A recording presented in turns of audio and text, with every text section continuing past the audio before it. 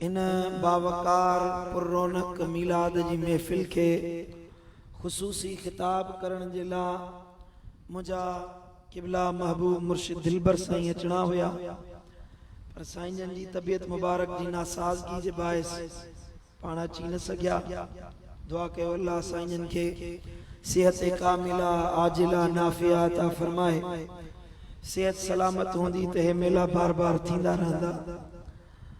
अल्लाह का दुआ है अल्लाह असांजे मुर्शिदन के सेहत वारी डिगी जमार अता फरमाए। सदन जे फैज़ खां असांजे सीनन के बरोबर फरमाए। यो तो सदबार मुबारकबाद उन नौजवानन के जन कुरान पढ़ी ऐं सीने में समायो, अल्लाह जे कुरान के याद कयो। लख मुबारकूं हाफिजन जे अब्बे ऐं अम्मा के जन जे बच्चन अल्लाह जो कुरान पढ़ियो ऐं याद कयो। सद मुबारकूं इन्हनि जे उस्ताद के जन जी मेहनतुन ऐं कोशिशुन सां अज नौजवानन पंहिंजे मथे ते कुरान याद करे पग बधी आहे। अल्लाह करीम का दुआ है तो अल्लाह असांजे औलादन के नेक साले बनाए, कुरान जो हाफिज बनाए, दीन जो आलिम बनाए।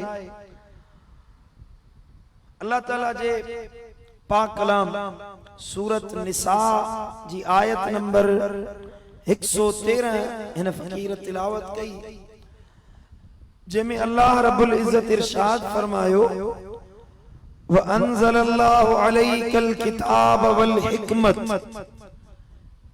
ऐं असां नाज़िल कयोसीं ए असांजा दिलबर नबी तुंहिंजे मथां कुरान ऐं हिकमत खे।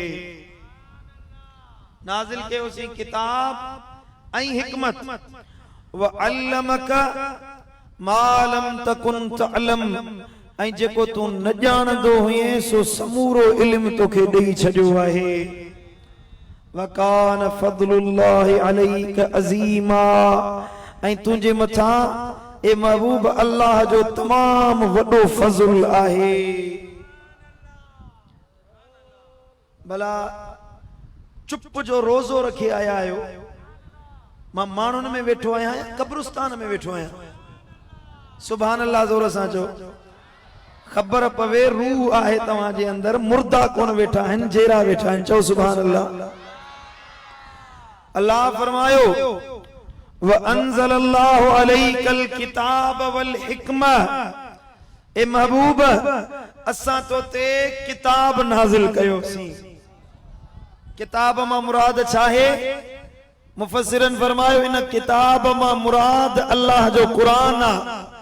अल्लाह फरमायो महबूब असां तोखे कुरान ॾिनोसीं, अहिड़ो किताब ॾिनोसीं, अहिड़ो किताब नाज़िल कयोसीं जंहिंजे अंदर मूं अल्लाह कुल काइनात जो इल्म रखाए छॾियो आहे। दुनिया जे ज़र्रे ज़र्रे जो इल्म अल्लाह कुरान में रखायो आहे। दुनिया जी हर शइ जो इल्म अल्लाह कुरान में रखायो आहे। रब्बे काइनात हर चीज के कुरान में बयान कयो आहे। जे सुकी जूं शयूं आहिनि या खुश्की जूं शयूं आहिनि या पाणीअ जी मखलूक आहे, दुनिया जे फिजाउन हवाउन आसमानन ऐं जन्नतुन ऐं जहन्नमुन जो समूरो तज़किरो अल्लाह तो फरमाए मूं पंहिंजे कुरान में करे छॾियो आहे।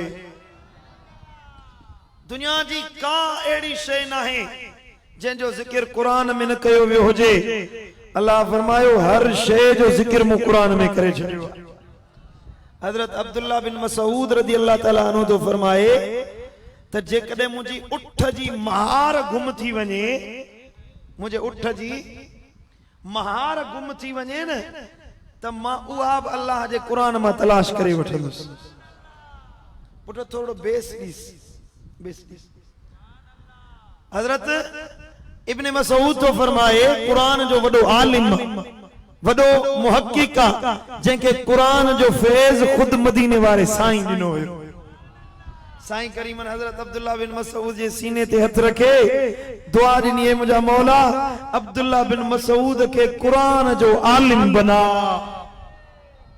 अञा ज़ोर सां जो सुभान अल्लाह।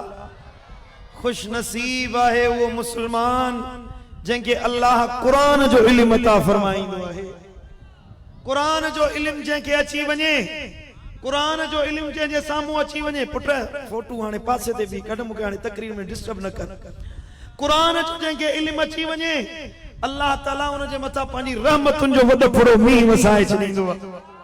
जेको कुरान पढ़े लफ्ज़ लफ्ज़ जे बदिले अल्लाह रब्बुल इज्जत उनखे नेकियूं अता फरमाईंदो आहे, उन जा दर्जा वधाईंदो आहे, उन जे गुनाहनि खे मेटे साफ़ करे छॾींदो आहे। जॾहिं क़यामत जे ॾिहाड़े इहो हाफ़िज़े कुरान उथंदो, कुरान खे याद करण वारो उथंदो, मुझे दिलबर नबी फरमायो त अल्लाह रब्बुल इज्जत उन जे मुंह खे ईअं चमकाईंदो जीअं चोटीह जो चंद्र चमकंदो आहे। न चई सुभान अल्लाह, सुभान अल्लाह।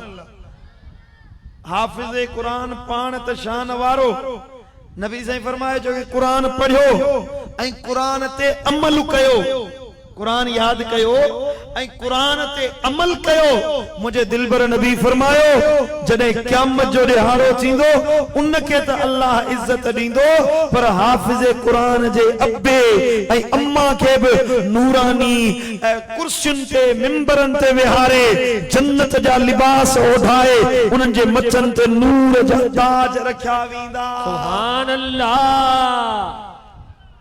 सुभान अल्लाह। जो उन जे मथे ते जेके ताज पवंदा, हाफ़िज़े कुरान जे अब्बे ऐं अम्मा जे मथनि ते, उन जी चमक दमक नूरानियत पूरे महशर जे मैदान में नजर ईंदी। न चई सुभान अल्लाह। परे खां ॾिसंदा त सुभान अल्लाह, इहो हाफ़िज़े कुरान जो अब्बो वेठो। सुभान अल्लाह। हिकिड़ा माण्हू पुछा कंदा हे के वली आहिनि, के कुतुब आहिनि, के कलंदर आहिनि, के सालिह ऐं शहीद ऐं सिद्दीक़ आहिनि? चयो वेंदो न सालिह न सिद्दीक़ न शहीद आहिनि, न वली न पैगंबर आहिनि, हे उहे बाना आहिनि जंहिंजे पुटनि अल्लाह जे कुरान खे पढ़ियो ऐं याद कयो हुयो। न चई सुभान अल्लाह, सुभान अल्लाह, सुभान अल्लाह, सुभान अल्लाह। कुरान पढ़न वारे जो शान त पंहिंजी जाइ ते आहे, पर हे अब्बे ऐं अम्मा खे अल्लाह ताला शान पियो था फरमाए। हिकिड़ो त हे कुरान खे याद कयनि, पर जेको कुरान जो इल्म सिखे ऐं ॿियनि खे सेखारे, मदीने जे ताजदार फरमायो इहो जेको आलिम आहे पाण त जन्नत में वेंदो, पर पाण सां गॾु पंहिंजूं 7 पीढ़ियूं बख़्शराए जन्नत में वठी वेंदो। जे कुरान के समझो, कुरान के पढ़ियो, कुरान के पढ़ी ऐं ॿियनि खे सेखारियो, इल्म जी तरवीज कई, कुरान जे इल्म के ॿियनि खे पढ़ाइण वारो थियो, इहो अकेलो माण्हू जे कुरान जे इल्म जी तबलीग ऐं तरवीज कई, मुझे दिलबर नबी फरमायो क़यामत जे ॾिहाड़े इहो बानो जन्नत में त वेंदो, पर पाण सां गॾु 40 गुनाह